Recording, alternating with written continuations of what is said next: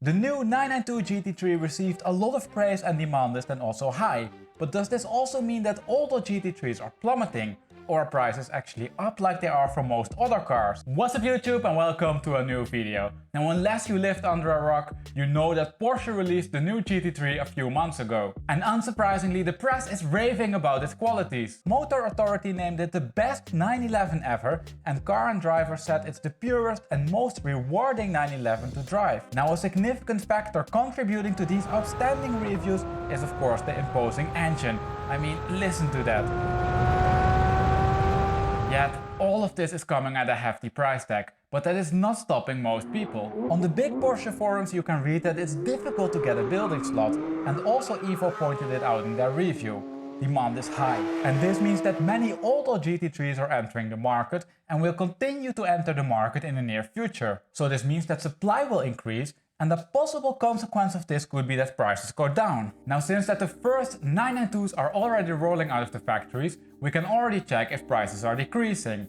But we need to account for the larger trend in the used car market. That trend was up for a long time, and we saw that this also affected 911 prices. Now if you want to know more about the larger market trend, head over to my channel as I have several videos on the price drivers and the latest developments. In this video we will focus only on the GT3s, but before we have a look at the price changes, let's first have a look at today's market so we know what's what. Over here we have the US GT3 market of July 2021 and you can see that we have the model year on the horizontal axis and the price on the vertical axis. You can also see that each generation is displayed by a different color. We have the 996.2, the 997.1 and .2 and the 991.1 and .2. Now obviously there are big price differences between the generations and also within the generations. You can see for example that we have a few low mileage 996s which are priced very high, and also that the Tourings over here are the most expensive used GT3s you can buy at the moment. Now what is perhaps more surprising than the price fluctuations is the lack of market supply. There hardly is any supply for the 996 and 997 market. You can see that there are only a handful of cars for sale. So how did the prices for these cars develop during last year? Let's have a look. But before we do that, if you like this video, please support the channel by smashing that like button. Thank you. Over here we have the price development over time, and that means that we have the date on the horizontal axis and the price on the vertical axis. In blue we have the 996, in green the 997 and in orange the 991. And you can see immediately that especially the latter one went up in price. 991s increased with 42.6% or $60,000, and that is spectacular. The increase is in line with what we saw in the 996 Carrera market, and based on this, that doesn't seem to be an impact of the new GT3. Yet there is more going on in the 991 market, but more about that later. Now if we look at the 997 market, then we can see that prices also increased over there. They went up with 11% or $12,600, and that's not a bad result, but nothing compared to the 991. The 997 GT3 market is then also very small, and this makes it difficult to work with these kind of price developments. And the same goes for the 996 market. Since last year, prices dipped a bit but also recovered again. However, because the market is so small, a lot of these price fluctuations can be traced back to a change in market composition. At this moment, supply is extremely low with only 6 cars for sale, and also the median mileage is relatively low. I'm actually thinking about creating a weighted index so we get a better idea of the price changes when the underlying market composition changes, but that's something for the future. Alright, we just saw that it is especially the 991 generation for which we saw a large value increase. It is however also for this generation that you could expect a price impact resulting from the introduction of the new GT3. In the remainder of this video we will then also focus only on the 991. More specifically, I will show you if there are certain segments which are driving the price increase over here and how the market dynamics changed during last year. Let's start by breaking the price increase down by the .1 and .2 generations. Over here we have the price development for the .1 in orange and for the .2 in blue. Between January 2020 and October 2020, these markets behaved rather similar. The .1 went up with 1% and the .2 decreased with 1.5%. However, none of these changes are statistically confirmed, which means that they can be the result of chance. More recently, however, we can see that these two markets started to deviate, and this increased the premium for the .2 market to $60,000. The .2 increased with $39,000 from $161,000 to $200,000. and this equals an increase of 24%.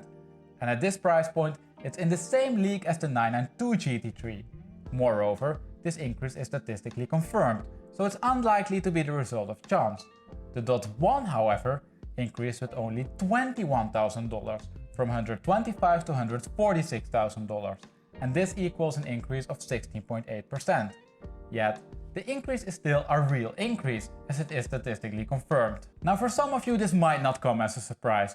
The Dot 2 is often considered to be the better and the more reliable car, and this is also reflected in the prices. There is, however, another big change happening in the Dot 2 market.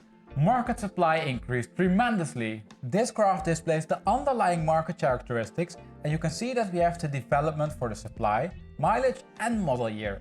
And look at those fluctuations on the supply side of the market.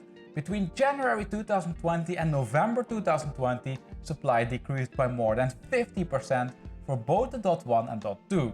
And this is of course caused by the now famous buying frenzy on the car market and supply limitations. I have several videos of that on my channel, so check them out if you want to know more about that. But for now, back to the graph. We can namely see that after the big supply drop, there is a large increase in the Dot 2 market. In November 2020 there were 35 Dot 2s for sale, but in today's market there are 121 cars for sale. So what is going on here? I didn't see any of these supply increases in other markets. The GT3 market differs then also a bit from other markets, as we have now the new GT3 in play. So could it be so that many people are trading in their Dot 2 for a 992 GT3? And let's admit it, now would be a good time if you have a slot. The Dot 2 prices are out of this world, which makes it attractive to go for a new one. Besides that, it might also be the case that Dot 2 owners saw this large price increase for their cars and are now trying to cash out while listing them for even more money than before. And that's of course a risky business given the market context. Now interestingly, we can see the same developments when we look at the auction results from Bring a Trailer. If we look at the results for the 991.2, we can see a stable price development between 2019 and the end of 2020. More recently, however, we can see that prices shot up and sit now somewhere around the $200,000 mark. Moreover, the number of 991.2 GT3s which were up for auction increased a lot. So both the price development and the supply development seems to be in line with what we just saw in the car market. Now if we look at the same plot but for the 991.1, then we can see that prices over there were a lot more stable. In 2021 there appears to be a minor price increase, but much less than in the 991.2 market. And also this is in line with what we saw in the car market. Now so far we mainly talked about the 991.2. That is the most popular car, and we also saw the largest price increase there. But there is also something special going on in the 991.1 market, and it has to do with the depreciation per 1000 miles driven. This is extremely low. The following graph has the mileage on the horizontal axis and the price on the vertical axis. On the left hand side we have the 991.1 and on the right hand side the 991.2.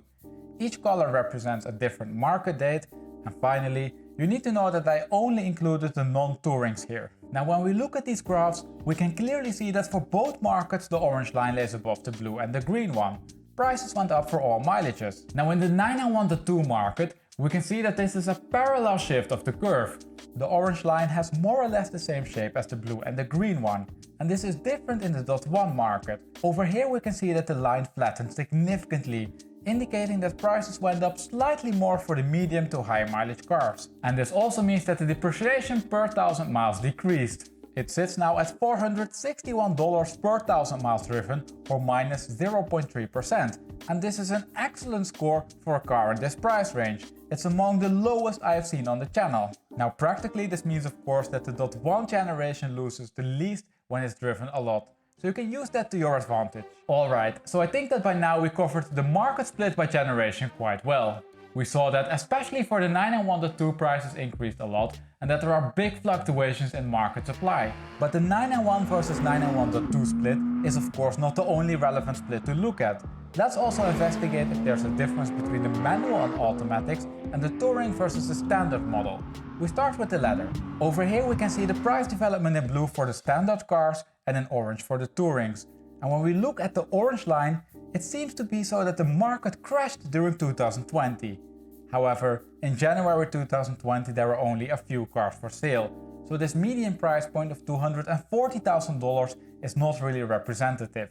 Yet, more recently supply for the Tourings increased, and in November 2020 there were 7 cars for sale, and in today's market 20. You can then also see that in the most recent interval, the price increase in the Touring market is with 21% almost identical to the one in the standard market. So based on this, there doesn't seem to be a significant difference in the price development. The Touring maintains a solid premium of $30,000 over the standard model.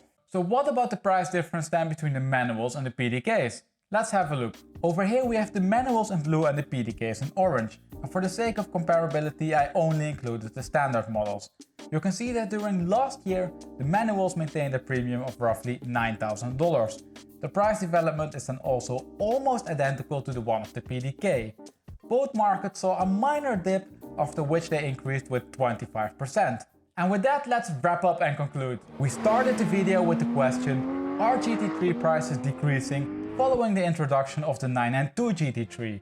And we can answer this question with a no, not right now. We saw that the GT3 market followed the used car market price trend and saw a large price increase. And this goes especially for the 991.2 market, which went up with 25%. However, there is something strange going on in that market.